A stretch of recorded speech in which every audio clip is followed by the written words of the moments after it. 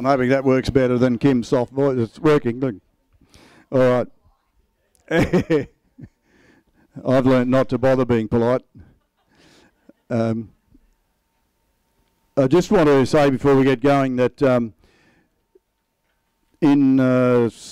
starting 17th of April, there's actually a Grazing for Profit school being run in Mackay.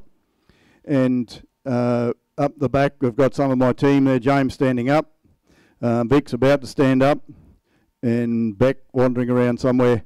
So the table up there, now we've got a program starting where if you qualify the Grazing for Profit school and a whole lot of other things, then $10,000 to spend on your property is all free.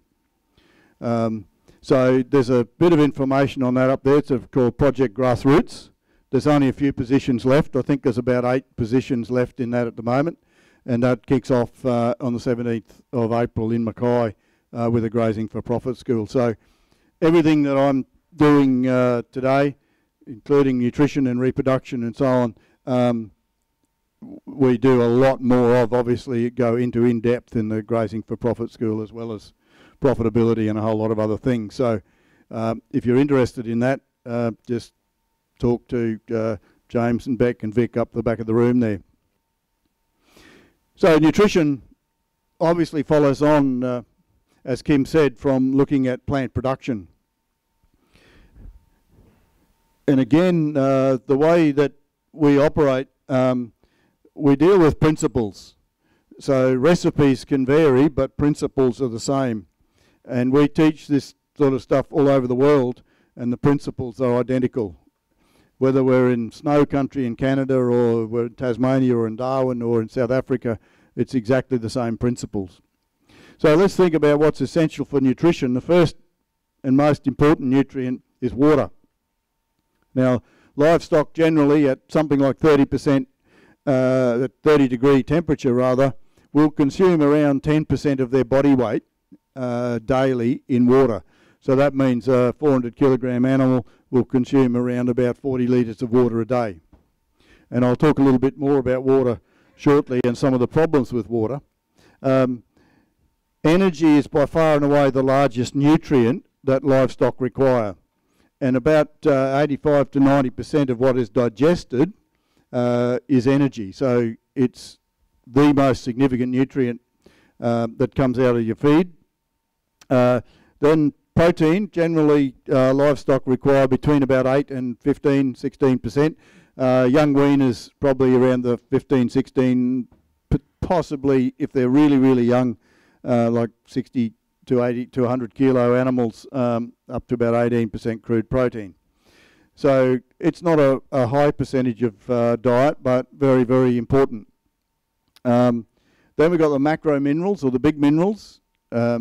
These are required in grams per day. So things like phosphorus, calcium, sulfur, sodium, which we get out of salt, potassium, and magnesium, etc., are the macronutrients. And if we don't have them in the right balance, then we can get smacked around the ears with animal production. Then we go down to the micronutrients, and the micros are required in micrograms per head per day. Micrograms, so they're extremely small quantities, but that doesn't mean to say they're not very, very important. In this coastal country, things like selenium, copper deficiency, potentially cobalt deficiency are ones that you need to look out for, and perhaps even things like boron deficiency. And then we've got the vitamins. Vitamins are rarely deficient in ruminant animals. Vitamin A comes out of green feed, so the only time you'll get a vitamin A deficiency is if animals have not been exposed to green feed for 12 months. So we don't have to worry about that one. Vitamin B, C and E are produced by rumen bugs. So providing your animals are being well enough fed, then you're not going to have deficiencies in those. And vitamin D comes exactly the same way you get it, out of sunlight. So that shouldn't be a problem for ruminant livestock. So the principles of ruminant nutrition are firstly that water is a critical nutrient, and often we don't think about water being a nutrient, and I'll talk a little bit more about that. Production needs adequate energy, because energy, as I mentioned earlier, is the biggest nutrient requirement in animals. The rumen bug population is determined by your protein level, and I'll talk a little bit about the need for that and how the rumen actually functions. And we've got to balance minerals for optimal production. It's not about pouring in one thing, it's about balance. And those minerals also have to be in balance with protein and energy. And obviously, if we're going to supplement animals, it's got to be profitable. Again, I'm not going to have time to go into real depth in a lot of these subjects. And what I do have up the back, if you're interested in learning a lot more about nutrition, is I've taken the last 30 odd years of my experience in nutrition and put it into a little course there, which you can pick up today if you want to. There's videos and there's books and all the rest of it there, and you can go through and start working out your own requirements. What I find one of the biggest problems with nutrition is that people feeding the wrong thing at the wrong time, and that's just wasting a lot of money. And the primary reason why people waste money and lose money on nutrition is not understanding the way the rumen actually operates and what you need to be feeding when. So I'm going to run through some of those really key things on what you need to look at and when you need to look at it. So the first one of these is water is an essential nutrient. And water quality will determine what animals drink. So for example, this is the same trough. There's a few weeks apart there, but that trough there, if you put your hand down into the trough, by the time you got to your wrist, you wouldn't be able to see your fingers. And what's in that trough is biology. Now, and you'll see there's also some calcium on the ball valves, on the balls there. And you'll see a little bit later that water is crystal clear. You can see right to the bottom, there's no biology in there, and the calcium has been taken off the ball as well. Now, all that happened there was we put a magnet on the system, and the water intake went from 8 litres a day to 24 litres a day on breeders. Now, if you've got cows drinking 8 litres of water a day when they need 24 litres of water a day, then you're certainly going to have low animal production, because water intake and feed intake are closely correlated. And if you think about how much, or think about the rumen, for example, on a fully grown cow, the rumen's probably about 60 litres. Now that cow will drink, say, 45 litres of water a day, will go into that 60 litre vat. She's also going to eat about 10 kilograms of good quality feed a day. So you've got 10 kilograms of feed going into that vat every day. But that cow, a beef cow, for example, when she's pretty healthy, will also swallow 120 litres a day of saliva. And saliva it supplies critical nutrients for the rumen. 3 really critical ones. It supplies potassium, sodium, and urea back into that rumen every time she swallows. So what that means is that ruminants are great recyclers. So a lot of what goes in, and particularly the nitrogen and the potassium and the sodium, are recycled continually because they are absolutely essential to the health of the animal and the health of the rumen. So in other words, animals can't let themselves run out of those nutrients, so they've figured out a way to make sure they've always got them. So if our water intake is down, then the saliva circulation is down, and feed intake is down, and animal production will be down. And the old saying is that you can't manage what you don't measure. And the way that this is starting to be measured is once people started using water medicators, for the first time we started getting a handle on what animals were drinking. And I would say 70 to 80% of the people that have installed water medicators have low water intakes. Now, there's one of the good reasons for that, and you'll see the magnet there on the left-hand side. One of the good reasons for that low water intake is to do with, on the inside of your pipes, if you break a pipe open, you will find on the inside either a black slime or a reddy browny slime. Anyone ever seen that inside of your pipes? They're good. What that is anaerobic bacteria, and they're generally iron-feeding bacteria, and what they're doing is that layer of slime is actually living and dying bacteria. Now, as those bacteria die, they go into the water, and you can't see it, and you can't taste it. But our livestock have got 20 or 30 times more taste buds per square centimetre of tongue than we've got. And they also got bigger tongues, so they can actually taste stuff that we can never taste. And they pick up the taste of those dead bacteria. And in this particular case, that's just, once you put a magnet on the line, it creates an electrical charge in the water, and that kills those bacteria and takes them out. And then once they're out, then your water intake will go back up. And also you'll see there that all the other biology in there has also been killed by that electrical charge in the water. So, it's a great way to clean your water up and get your water intake up and animal production sorted, and it's a permanent solution. But it will only affect two things. So magnets do not fix everything with water, but they will fix biology in your pipes, some biology in your troughs, and calcium buildup in your lines. All right, so the second principle is animals require adequate energy. Now, energy comes out of the cellulose in these cell walls.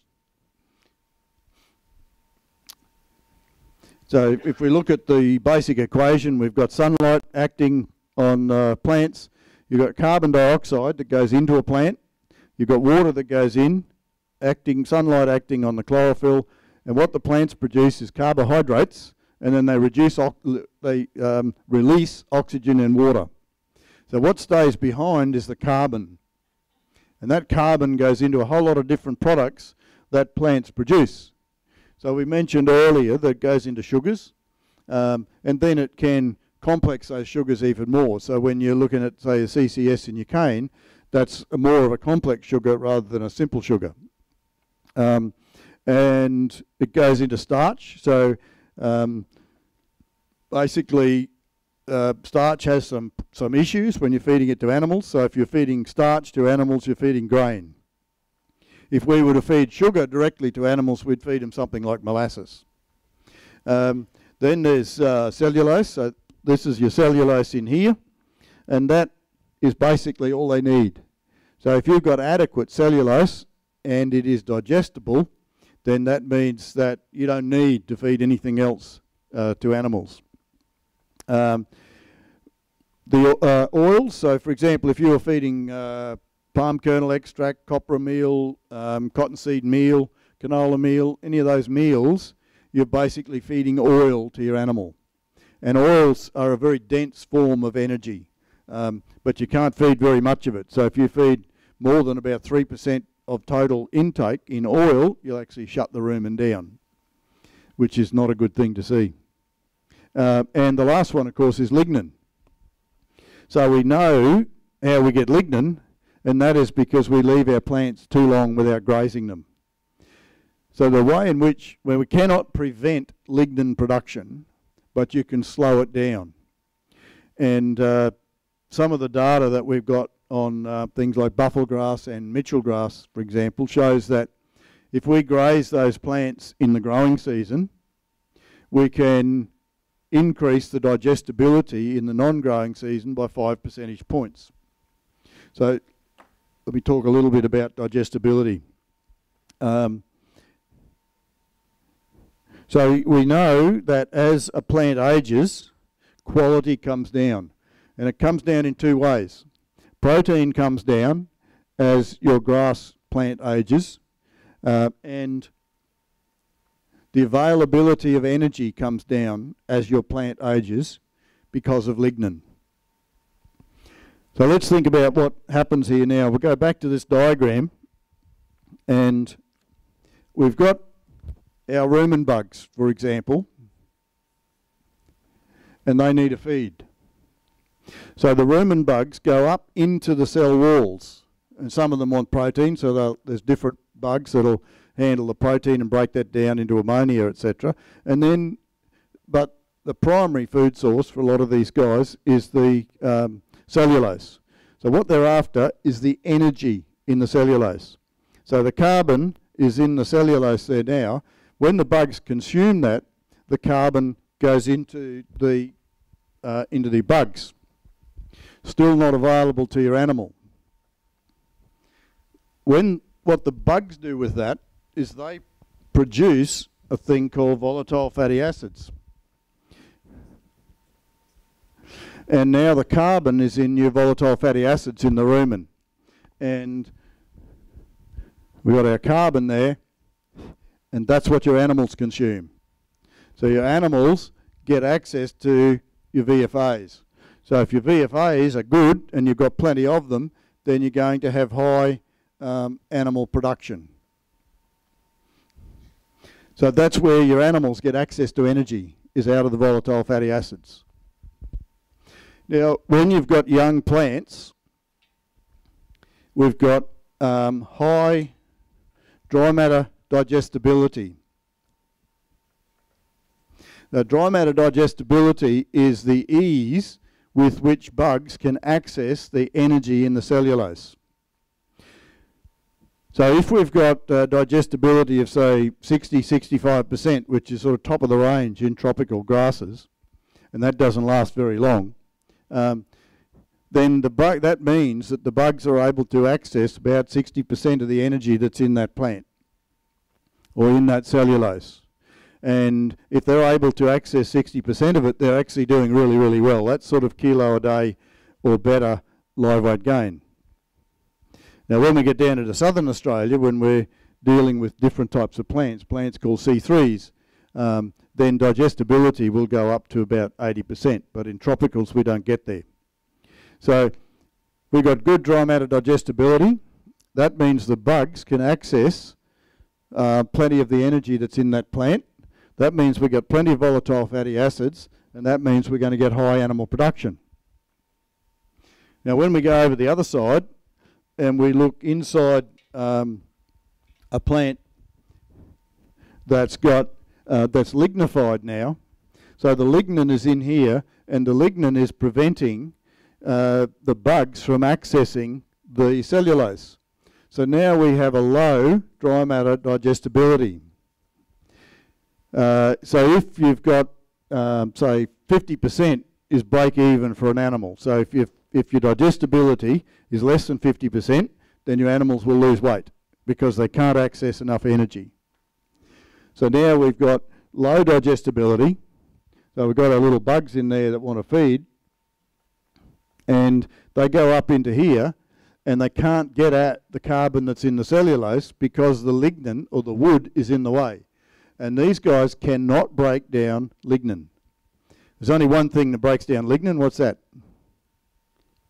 Termites. Yeah. Right? Or a fire.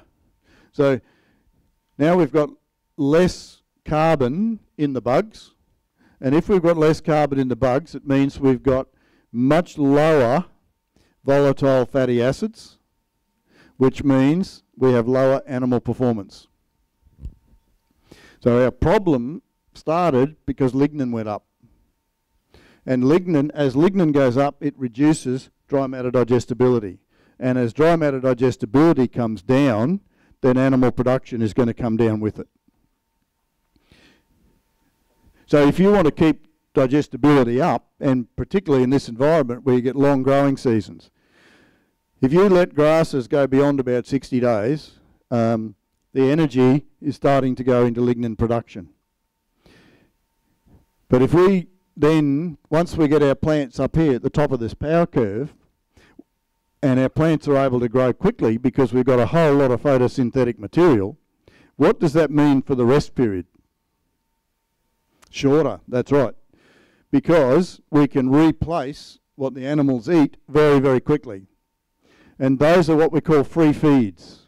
So the more times you can top a plant during a growing season, the higher your carrying capacity will be.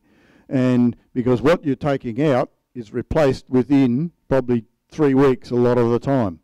Now that means once we get up here and we start grazing off the top of the power curve, our rest period's got to come right back to maybe 30 days on something like guinea grass, probably even 25 days if you've got good temperature and continuing moisture, like conditions like you've got now, for example.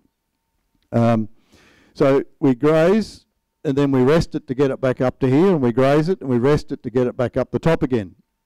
While we're doing that, what we're doing is slowing down the rate of lignification, and we're grazing back in here, which is high quality feed. So if you're grazing at that part of your power curve, what's your animal production going to be like? High or low? Very, very high, because you're grazing the tips off your grass plants. But if you let this thing lignify, then your animal production is going to fall away because your digestibility falls away with lignin.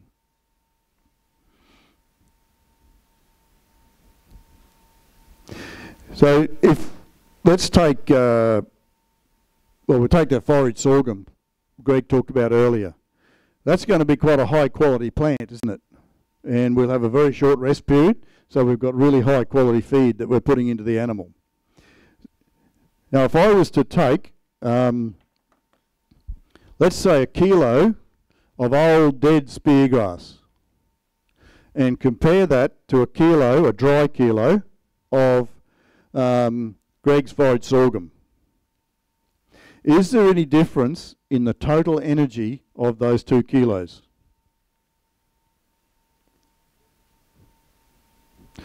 In fact, there's not, all right? So the way we measure energy is in heat units. So if I burnt that kilo of green, like the good quality stuff, but it's dried out, a dry kilo, and I burnt that speargrass, each of those 2 kilos will generate about the same amount of heat. That means the amount of energy in those plants is the same. But is there a difference in animal production? Of course there is, right? Your sorghum will give you a lot higher animal productivity, but the same amount of energy. So let's look at what happens. So let's put the, we'll put the sorghum in first. So we've got the same amount of gross energy in the sorghum as we've got in the speargrass. But in the sorghum, it's highly digestible. We might have a digestibility of 70% in that forage sorghum. So that means the bugs are able to access a huge amount of that energy that's available in those cells. So the bugs are able to break that down. That means that they're able to use it and less energy is lost in the dung. What the bugs can't get at goes out the other end. Okay? Now, what the bugs do is they create, so what they eat is called digestible energy. What they leave behind is metabolizable energy. So our volatile fatty acids is metabolizable energy. That means it's metabolizable by our livestock. It's the first time they get access to it. We lose a bit of energy here in methane and urine. It's about 18% of total energy is lost in the production process of creating volatile fatty acids. And then the animal starts to get access to that energy. Now the first thing that your livestock will do with that energy is want to maintain their body temperature. It takes a lot more energy to get warm than it does to get cool. So in the tropics, we don't lose a lot of energy due to temperatures, which is a good thing because we don't have as much anyway available. What's left after maintaining body temperature is what's called net energy. So net energy now goes in 2 directions. It can go into maintenance or production. So if you've got your forage sorghum or a really high quality plant or high digestibility, it means we've got a lot of energy flows all the way down here. Energy exceeds maintenance and therefore we've got a lot of production. That's growth rate, reproduction, milk production, all of those sort of things, because we've got a lot of spare energy. All right. Now, if I put speargrass into that same animal, same amount of gross energy in the plant, but the difference is in digestibility. Now, it might be 40% digestible, which is pretty well death row for an animal. Now so I've got low digestibility. That means a lot of the energy is not available to the animal and it goes out in the feces. And when you look in the feces, you will see a whole lot of stems like that of plants that has not broken down.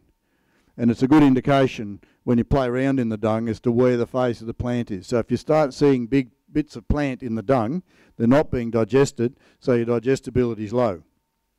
If you look in phase 1 dung or phase 2 dung, you'll find in phase 1 dung you virtually can't find any particles because it's all broken down. It's highly digestible.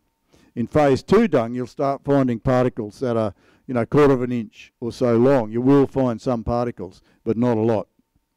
And that's an indication of how much is going through versus how much is being extracted by the bugs.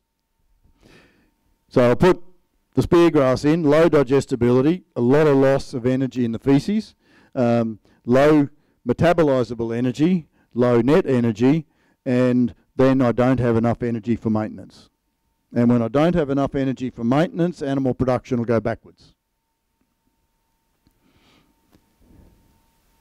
So one thing goes up, that's lignin, and everything else comes down. When lignin goes up, digestibility comes down, rate of passage through the rumen goes down. When rate of passage through the rumen's down, intake is down. When intake is down, net energy is down. When net energy is down, productivity is down. When productivity is down, your gross margin's down. Right? One thing goes up and everything else comes down. So lignification is your public enemy number 1, and what you can do about it is graze effectively off the top of the power curve, and you will reduce that lignin by probably 5 percentage points. Now 5 percentage points in your non-growing season is worth half a kilo a day. So 1 percentage point change in lignin, or in digestibility rather, is 100 grams a day loss of production. That's a lot. So 5 percentage points difference in digestibility is half a kilo a day difference in live weight gain. All else being equal. That's why lignin is a real problem. It's an economic problem. We've actually got a solution that MLA won't allow us to release. Can you believe that? I can. Well, about 25 years ago, I was with a team that developed the first useful genetically modified rumen bugs in the world. And we were able to put genes inside rumen bugs that allowed the rumen bugs to break down 1080. That technology could be used to take genes out of termites, for example, figure out why termites break down lignin, put that into the bugs in the rumen, and you could turn the whole of Northern Australia into a fattening paddock overnight for about that much cost. It's a little bit too innovative for some people. So if we summarise carbohydrates or energy, so we've got energy goes into the rumen, it's broken down by the microbes, turned into volatile fatty acids, and those volatile fatty acids are absorbed mostly across in the intestines and the abomasum, go into the liver, turned into glucose, put into the bloodstream, and then that is the energy circulated around the body of the animal. It's just as a matter of interest, how long can we go without food as humans? About a month is about right. So let's say 30 days. How long can we go without water? About 3 days. How long can we go without oxygen? About 3 minutes. How long can we go without energy? 0 time. All right? If you're without energy for a second, you're dead. So your body will not allow you to be without energy. And this is why when we're feeding an animal below maintenance and it's losing weight, what it's doing is it's feeding on its own body. So it starts on using fat reserves. Then it starts eating up muscle. Eventually, if we starve them long enough, the body starts converting vital organs into energy. But you'll not die because you run out of energy, or your animal won't die because it runs out of energy. It'll die because of vital organ failure. Not that you ever want to see animals get to that stage. So principle number 3 is about bugs, really, and it's about the protein story. The more protein we've got coming into the rumen, the more bugs we've got. Now, the rumen operates on the basis of rumen ammonia. So protein gets converted into ammonia. And if I've got a really, really healthy rumen, my ammonia level might be up here, and that might be, say, 100 units of ammonia. So 100 units might give me a bug population of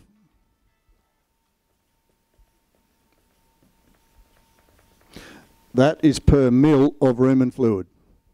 So it's 1 billion bugs per mil of rumen fluid when I've got the right rumen ammonia level. Now when I look at what happens in the dry season, and you've run out of protein and you've been out of protein for a while, the rumen ammonia level falls right back, and it might be down here at, say, 25 units. But the significant thing is the bug population. So now you've got bugs per mil. You've gone from 1 billion to 1 million, which means the rumen has lost 999 million bugs per mil of rumen fluid. Right, I'm talking that much rumen fluid. And we've just lost 999 million bugs. Now, if you lose 999 million bugs, what's going to happen to the ability of that animal to process feed? It goes down, doesn't it? Right? When it goes down, right, we've got less energy, we've got less bugs. So when we've got less bugs, we've got lower intake. If we've got lower feed intake, we've got less energy, and away we go again. We've got a double whammy for an animal. So if feed quality goes down, to get the same amount of nutrients, let's say feed quality halves. To get the same amount of nutrients, how much more feed should an animal eat? Twice as much, right? If you feed quality halves, to get the same amount of nutrient, you have to eat twice as much. Would that be right? Yep. Now, for animals, it's a double whammy. Feed quality halves, and they can eat half as much. So they're actually getting a quarter of the nutrient than they were getting when the feed quality was twice as good as it is now. So they have a real problem, and it's to do with this. Anything that affects the bug population is going to affect animal performance. Now what we try to do to fix this is, for example, we feed urea. Now when we feed urea, the purpose of that is to increase the bug population. So what we want to do is increase the rumen ammonia level. Now rumen ammonia goes right up and comes down very, very quickly. So it's up in about 20 minutes, and within a couple of hours it's right back down low again.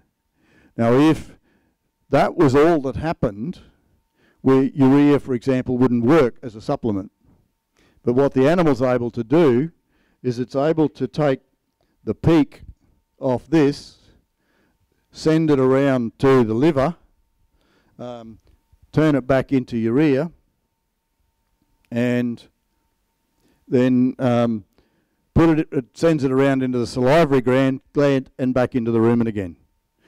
So that can only last for 24 hours. So that's why when you're feeding urea, it's got to be out all the time. Now, if we look at the rumen bugs, there's basically a few different types. So there's bacteria, there's fungi, and there's protozoa. The rumen operates in a very similar way to your soils, except that they're anaerobic bacteria instead of being aerobes. So your soil is aerobic and the rumen is anaerobic. It means that they can't survive in the presence of oxygen. Now we've got what we call blue bugs, which are cellulolytic digesters. So when your animal's eating grass, it's operating at a pH of around 6.7, and you've got a group of blue bugs. Now, if I put starch into that rumen, it turns immediately into lactic acid and pulls the pH of that rumen right down and kills all of these guys. But I don't have time to build up the amylolytic digesters, the guys that break down starch. So if I was to pull an animal out of a paddock today and feed it 5 kilos of grain this afternoon, it'd be pretty damn sick tomorrow if it wasn't dead. And the disease is acidosis. So if you want to get an animal onto grain, you adjust the rumen slowly. So you add a bit of grain and you kill off these guys and you add more of those. And you kill off them more and you add some more of those. And you do it slowly. And coming back from grain to grass is the same. You need to do it slowly. So it takes about 10 days to get that rumen fully adjusted to grain, for example. Now, out of all the energy sources or the carbohydrates that plants produce, starch is the only one that does that. So if you're feeding molasses or you're feeding oils, etc., they don't affect the rumen pH. So that's a urea supplement there, and that's a very good way of turning old grass into money. On the right-hand side, you can see somebody turning money into old grass.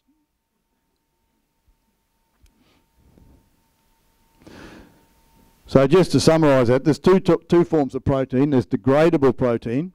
So in grass or legumes or whatever your animals are eating is degradable protein. That means it's broken down by the bugs in the rumen and converted into ammonia. The other form is bypass protein. So things like feather meal, copra meal, cottonseed meal, etc. They are all bypass proteins, and the rest of those there, things like lucerne, oilseeds, whole cottonseed, etc., and urea are degradables. So in other words, the bugs break them down. So to summarise protein, we've got degradable protein goes into the rumen, and is broken down by the microbes. The microbes die, and they are the protein source for your animal. Now, when you're feeding urea or a protein to animals, you are feeding the rumen bugs, not the animal. If you're feeding bypass protein, you're feeding the animal directly. So bypass protein bypasses the bugs and is absorbed across the alimentary canal straight by the animal. So urea feeds the bugs, bypass protein feeds the animal.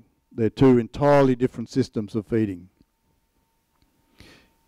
The fourth principle is about minerals, and I'm not going to go into this because it's such a huge subject.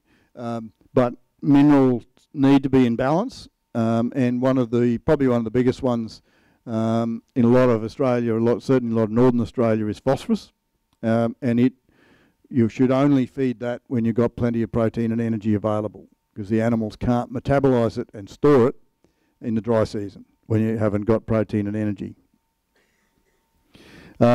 Principle number 5 is supplementary feeding's got to be profitable. You've got to be making money out of this, otherwise there's absolutely no point in doing it. The way in which I go about looking at profitability is that everybody has what I call nutritional seasons. That means that every year you have a certain nutritional circumstance that occurs. It might occur at a different time of the year and it might have different lengths, but the nutritional season is there every year. So if I run through a northern one, for example, you've got what I call the transition season, this early bit here, where you're going from, say, brown feed to green feed. And that might last a few weeks. And animals are chasing energy. Animal production comes down as the rumen empties out when it's going from dry to green feed, etc. Don't worry about feeding anything during that time of the year. It's a waste of money. Then you've got a period where you've got plenty of feed over here of really good quality. The only thing you should look at that time of the year is minerals. So do I have a phosphorus deficiency, sodium deficiency, zinc, cobalt, any of those deficiencies? That's the time you need to get that into animals, because that's when you'll pick up money out of that. But you've got to know whether you've actually got those deficiencies before you play around with it. Otherwise, you could just waste a lot of money. Then you've got a period where you've got plenty of quantity, but declining quality, and particularly declining protein. Your grasses might be green. So the average tropical grass loses protein, starts to lose protein 10 weeks after your growing season starts. So whenever your growing season starts, you've got 10 weeks after which you need to think about putting protein into your system. And that will hold animal production up for the rest of your green season. Unless you've got a lot of legume in the pasture. So if you've got a lot of legume, then there'll be protein in that legume. And if you're looking at grass legume intakes, what you'll find is that in this period here, where the protein's down in your grass, but you've still got plenty of grass, legume intake will increase. Early in your growing season, animals don't like legumes, and they don't need them because there's plenty of protein in your grass. So you look at, that might be a period where if you needed to get heifers up to a mating weight, for example, that's where you might put bypass protein into a system. And if we look at ways of supplementation, I quite like water medication. It's the cheapest way to get protein and even phosphorus into animals with injecting urea into your water. But it's got its limitations. So, for example, if you've got a whole lot of natural water points and they got a choice, well, it can get dicey. But it's certainly a good system. If you're moving animals around, you've got to have a mobile system of moving troughs around easily. And one of the systems that I quite like playing around with is free choice minerals.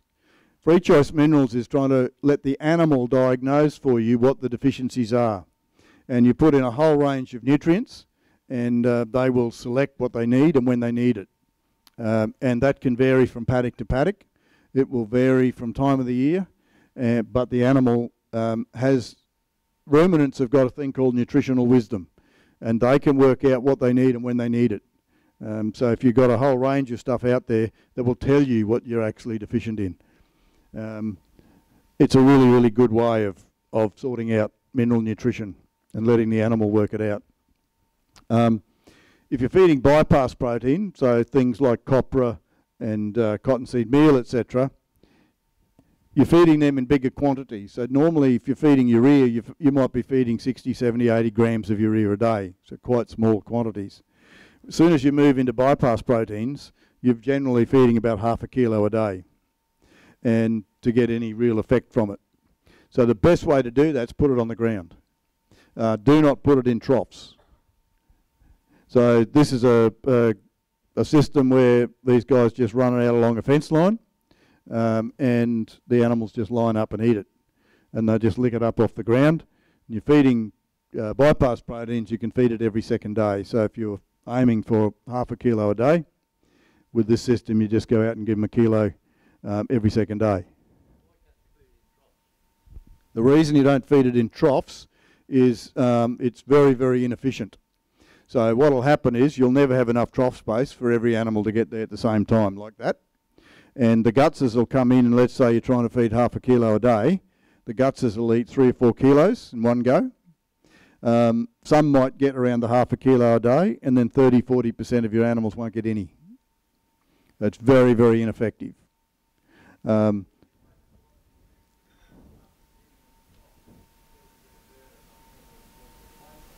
Yeah.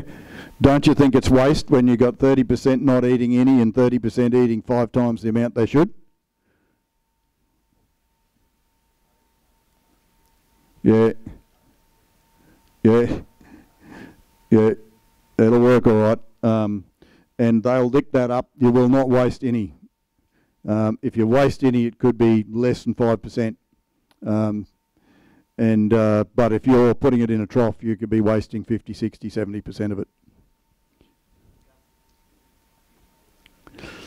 No, because every animal is lined up there. So they've all got the same opportunity to get the same amount.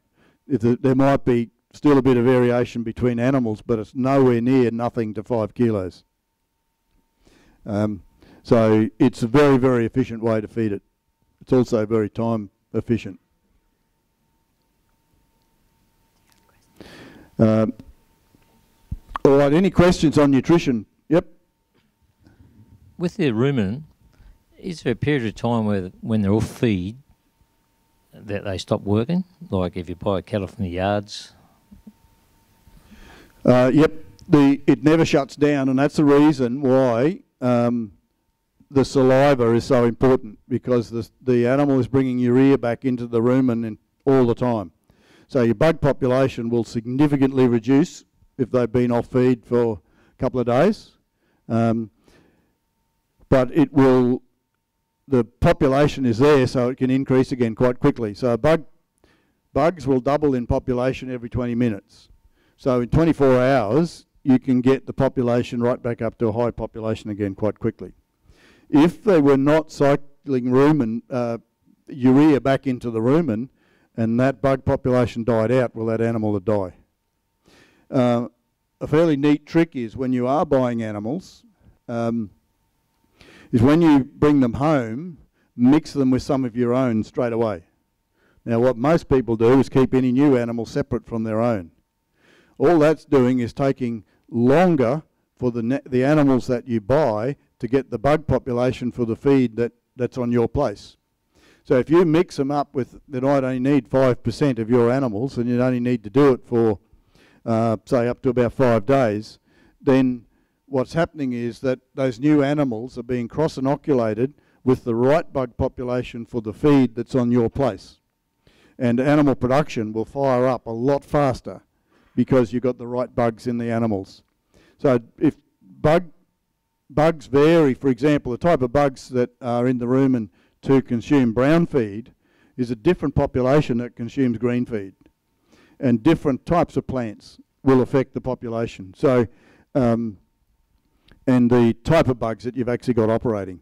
So cross-inoculation is really a great way of getting animal production going a lot faster when you're buying or trading animals. We've got one up the back first, Rodney. Terry, something I was curious about. Years ago I bought some Uramol dry feed lick blocks. Yeah, I know it.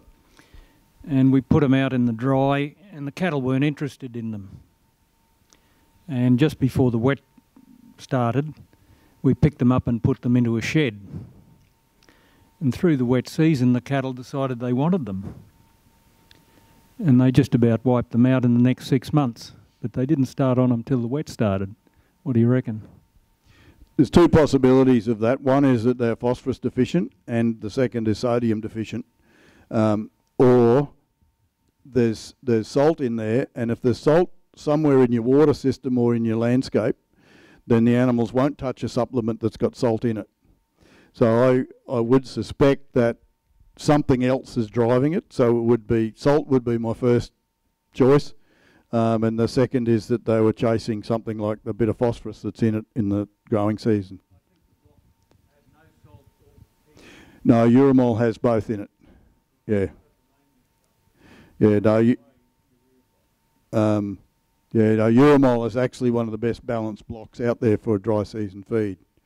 So what will happen if you're feeding in the wet season, you need about 10% urea in the block, because if you're feeding phosphorus, that bit of urea makes the phosphorus absorption much more efficient. But in the dry season, the protein and the urea is the much more important component. So if you put out mineral blocks in the dry season with no urea in it, animals basically won't touch it. If you put out really high urea in the growing season, they won't touch it. So it's they know what they need, and they'll balance it up. Rodney had one. Genetics to do with performance. Genetics and performance. Does it affect performance? Yeah, no, like the importance of genetics. Sort of the adaptability of these things. So the question was, how do genetics affect feeding? Yeah, I'm going to let John cover that one because he's going to talk a lot more about genetics later on. How feeding is affected is more to do with epigenetics, and it's associated with learning. So if you feed cows and calves together, you'll have a much higher percentage of those calves will take a lick than the ones that don't, because they've actually been trained. And the same applies to everything. If you wean calves early, for example, and I'm a great believer in putting weaners in with adults. And I saw some results just recently, and the increase in growth rate of the weaners, because they were in with adults, was significantly higher. And if you think about it this way, a weaner is like a kid that hasn't actually learnt what to eat, when to eat it. And if you look at dung, you'll find that the distribution, you'll find about 20% of your dung, even when things are good, is not good. That means there's 20% of those animals are dumb or don't know what to eat compared to the rest of them. They've not been trained properly. So weaners need to be trained, and you need adults with them to do that training. Not very many. You just need, say, throw them in with some cull cows or throw them in with some steers or whatever. Yeah, 5% will do, 10% better, but somewhere around there. It doesn't need to be equal numbers. I'd say for most of the dry season, yep, they just need to be trained when to eat, when to go for water, etc. So we need to move on, and I'm just going to cover really an introduction to reproduction, and John's going to cover a lot on genetics and bull selection, etc. straight after lunch. And I'm going to again just run through some principles. I'm not going to actually go through these, I'm going to put them up, but then I'm just going to go through a little exercise to look at how we pull some of these principles together. And basically, when you're looking at reproduction, we've got to look at helping animals do what they do naturally. We've got to match supply and demand. And stepping outside that's going to cost you money or cost you production. So when we're looking at fertility, obviously we've got to look at female fertility, and we've got to look at male fertility as well. And John will be talking a lot about that straight after. So the principles of reproduction, there's 9 basic principles of reproduction. The most important by a long, long shot is body condition score at calving. And body condition score at calving must be 3+ on a scale of 1 to 5. We need well-grown replacement heifers. We need cows on a rising plane of nutrition for a couple of weeks prior to mating and a couple of weeks after mating begins. We need a 60-day calving. I don't care how long you mate for, but you need to preg test back to a 60-day calving. And if you have anything longer than a 60-day calving, you are not getting a calf every year. It's simple mathematics. I had a guy once argue, he was continuously mating, and he argued with me that he was getting 85% per annum. Now the first thing is that the moment you go past a 60-day calving, you got no idea what your calving percentage is, because you can't work it out per annum. Anyway, I sat down and he was getting 85% calving every 18 to 20 months, right? What you want is 80% calving every year, every 12 months, and you can only get it with a short calving period. You want tested fertile bulls, and I'm sure John will cover that. 48-hour calf removal is not very important. It works down south where you're selling weaners.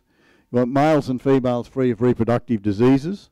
You want sound genetic selection and monitoring, and John's going to talk a lot more about that. And you want mating time correctly. What I want to do now is I want to run through a little process for pulling some of these principles together, and focused on that last one, getting mating timed correctly. Right, this is a good one for you to actually draw some stuff and get involved. I want you to think about this from your own property. Any of you who've got breeders, this is important stuff to try and get down.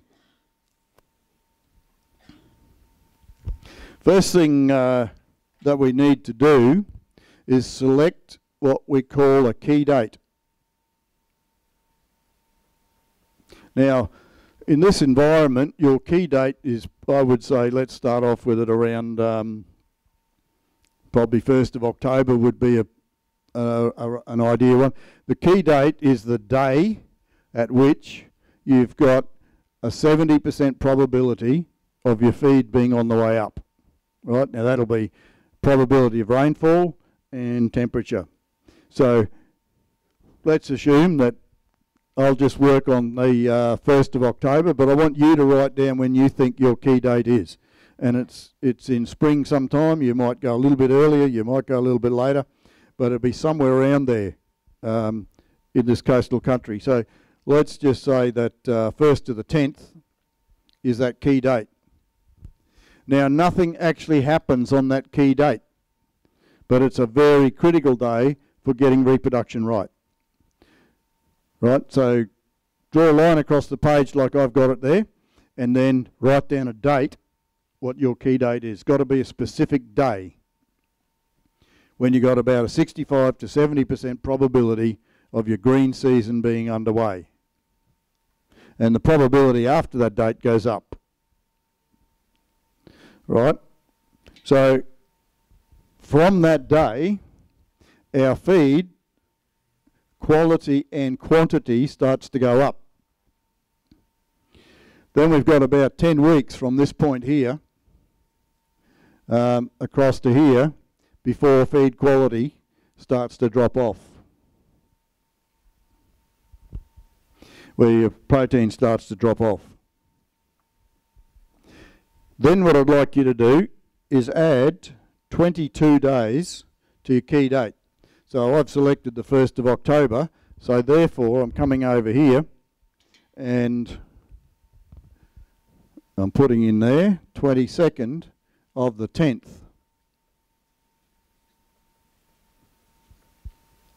So add 22 days to your key date, write that date in.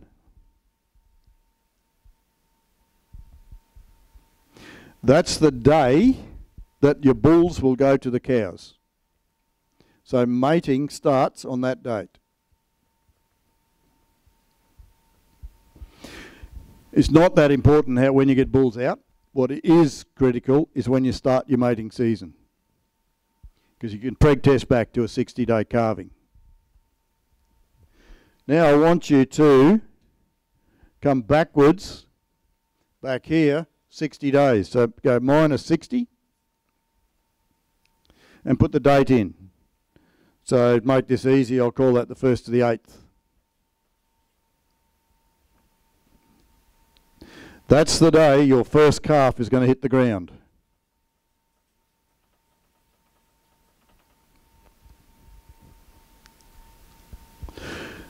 So your calving then happens there.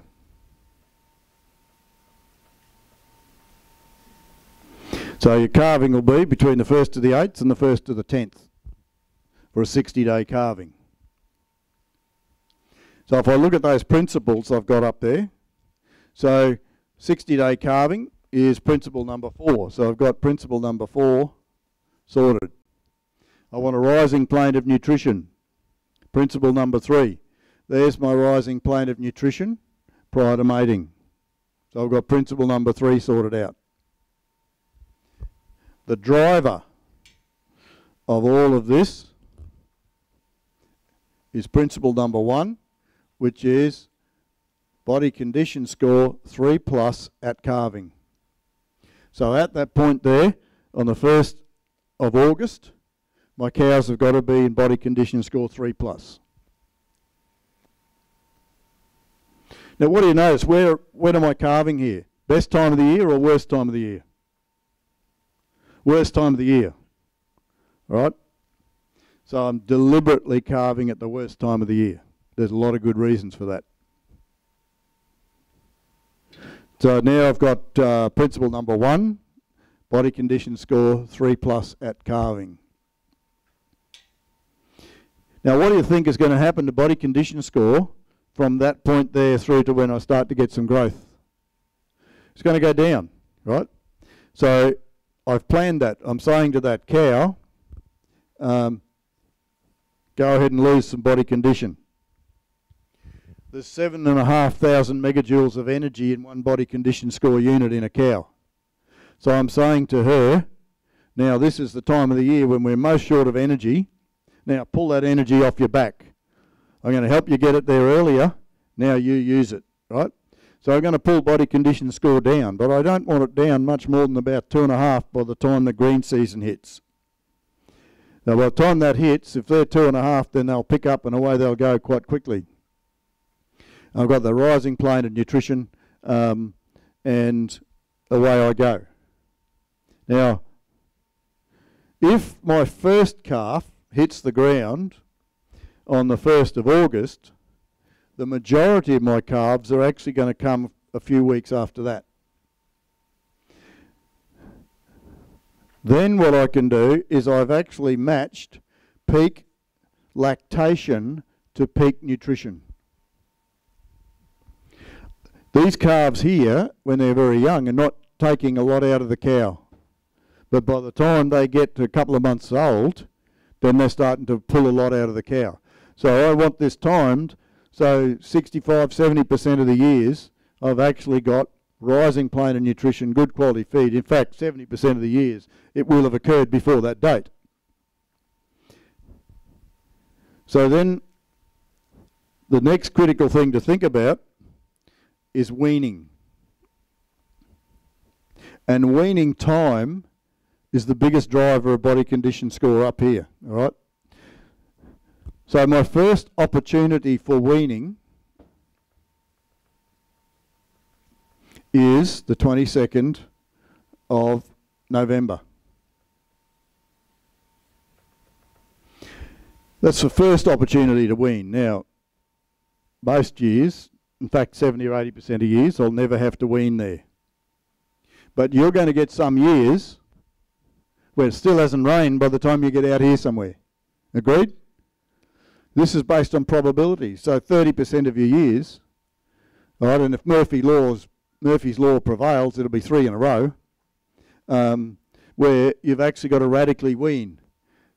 Now, if you've got a 60-day calving, you can pull every calf off on that date, because every calf will be above 60 kilos.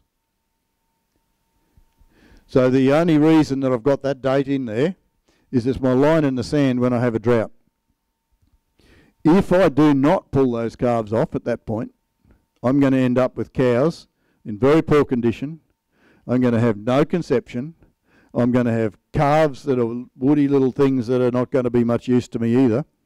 And I'm going to have a real threat in survival to those cows by the time I got through to the end of the dry season. Agreed? So I've got to radically wean in times when it does not rain when it's supposed to have. So the driver of this whole system is that we must wean on cow body condition score. That's the determinant of your weaning time. Now if we get down to southern Australia, you don't need to wean until these cows are about due to calve again, because they're big fat cows with a big fat calf on them. There's no need to wean that cow until she's just about to have the next one. So your weaning period will be variable. If you get a really good year, that you might wean for 8 months. If you get a really poor year, you're going to wean here. So anywhere between there and 8 or 9 months is where you can wean. But let it be determined by cow body condition score. How do most people determine weaning time? Calf size, or because you always do it in May or June, right?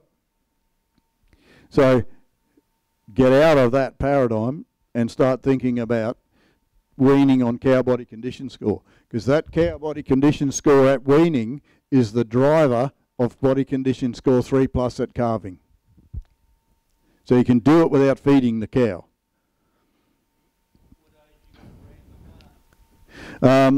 Branding generally you could do in here when you're around mating, somewhere in there.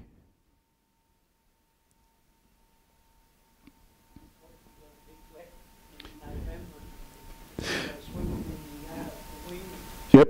Well, you're not. If you've got a big wet, you're not going to be weaning them, are you? Right. And if it hasn't rained, I can nearly guarantee the thing that'll make it rain is the fact that you've just weaned them and you've got a whole lot of little weaners in the yards, right? What do you do with them then? You've got to feed them. So those weaners, don't put them back, because that rain, the reason for this being in that date there is that I still want these cows to calve next year in that time frame there. So if I wean those calves on the 22nd to the 11th, I've still got 30 days for those cows to go back in calf. And with the calves off them and any shower rain at all, those cows will go straight back in calf. So what I'm doing is I'm keeping this system at its optimal for all years. But to do that, there'll be times when you have to radically wean, because if you let this slip in your bad years, then next year you get a good year and this whole thing's out of whack, and it's going to take you 2 or 3 years to get it back into whack again, by which time you get another bad one, right? React to the bad ones in a different way. Don't let it slide. Yep.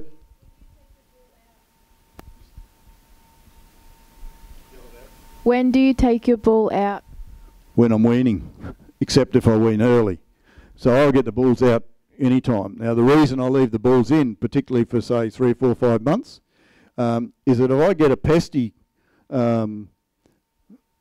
attack in here and I've pulled those bulls out, I have no opportunity to get any pregnancies at all. So if I leave those bulls in and I get pesty through here, the next cycle I'll pick those cows up and I'll still get calves. It'll be out of whack with that there, but at least I've got calves. So use preg test to get yourself back to 60 days rather than when the bulls go out. Now you can if you want to, like in where you've got good production systems, pulling the bulls out after 60 days or even 42. You know, a lot of people now are down to 42-day mates and bulls are out. There is that little risk around pesty when you do that. Any other questions?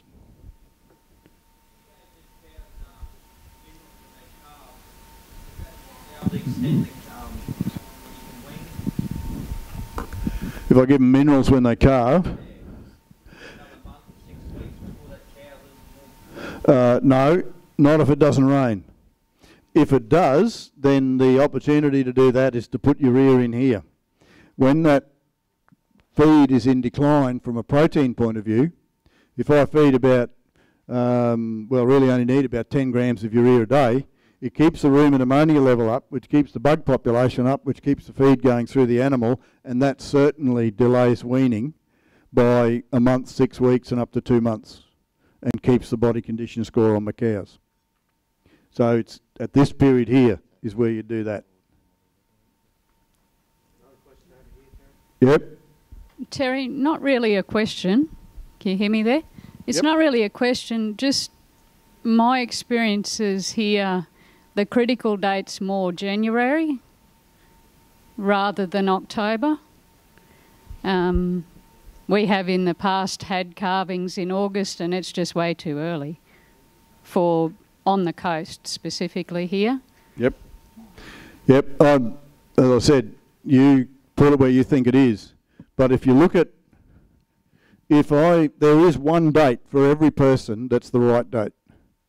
And if I calve earlier than that, I'm going to end up with bigger weaners, but I'm going to end up with cows that are in poorer condition. So my reproduction rate will be lower. Do you agree? If I go too far this way, I've got longer to go before I get to the growth period, and my cow condition's coming down, that'll affect reproduction rate. So I'll get bigger weaners, but I'll get less of them if I go back in this direction. If I go that direction, back into the growing season, I'm going to get smaller weaners, and then I'm going to be mating on a declining plane of nutrition. So I'm going to get smaller weaners and less of them. I'm also going to get more udder problems, because by calving out here, before I reach peak lactation, I haven't got a lot of nutrition being poured into that cow. But if I calve here on really, really good nutrition, and that cow's producing a lot more milk than that calf can use, I'm going to end up with bottle teats and udder problems. So it suits the cow to actually calve back out here as well. So I think, yeah, what you need to do is get rainfall probability data and work out when that date is. I would have thought January was too late for here.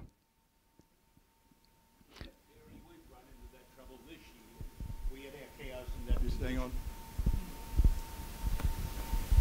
We've run into trouble this year.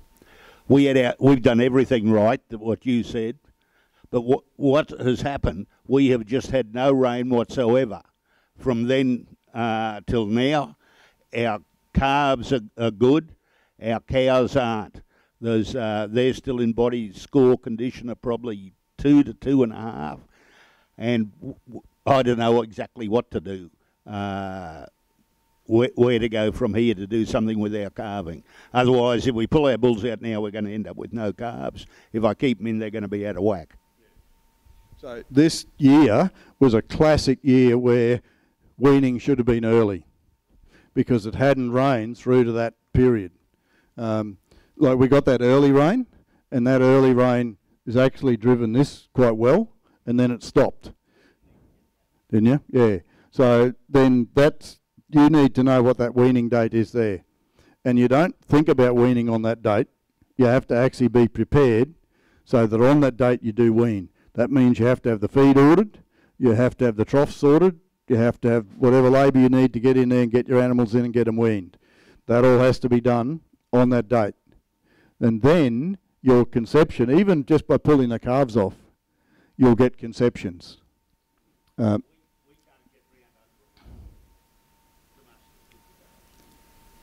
Can't get around it under a month. Whereabouts are you, Paul? Yeah. Yeah. How many mobs of cows have you got? How many mobs of cows have you got? About 4, right? Would it be easy if they were all in one mob?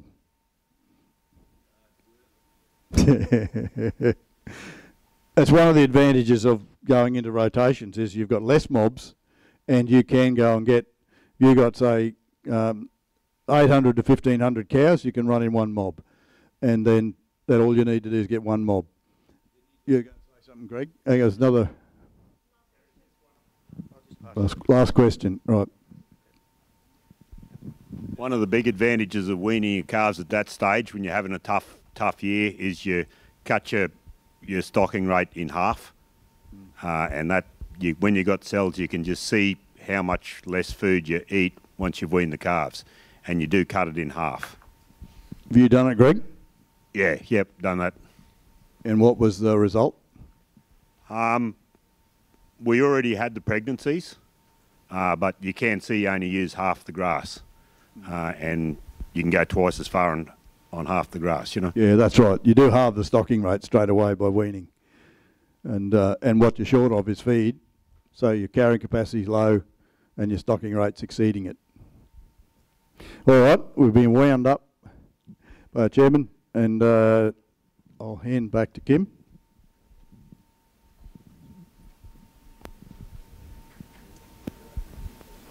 I'd just like to say a big thank you, Terry. That was absolutely fabulous, even for a goat herder like me. Made a lot of sense. What did you think?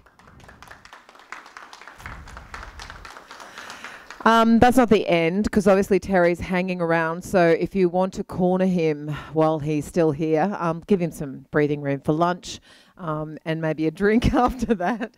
But if you want to have a quick chat to Terry, he will be here. And I wanted to let you know...